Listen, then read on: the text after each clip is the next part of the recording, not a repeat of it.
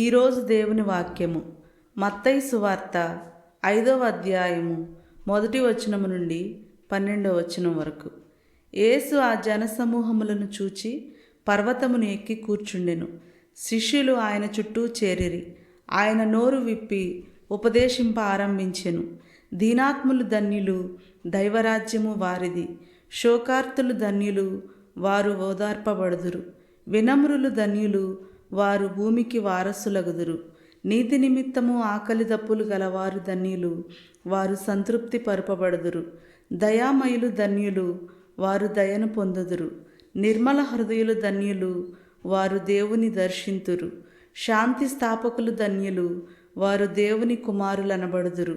ధర్మార్థము హింసితులు ధన్యులు, దైవరాజ్యము వారిది. నా నిమిత్తము ప్రజలు మిమ్ము అవమానించినప్పుడు, హింసించినప్పుడు, నిందారోపణ గావించినప్పుడు మీరు ధన్యులు. మీకు ముందు వెలసిన ప్రవక్తలను సహితము ప్రజలట్లే హింసించిరి. పరలోకములో మీకు గొప్ప బహుమానము కలదు. కావున మీరు ఆనందపడుడు, మహానందపడుడు. ఇది క్రీస్తుని సువిశేషము. క్రీస్తువా మీకు స్తుతి కలుగునుగాక. ఆమేన్.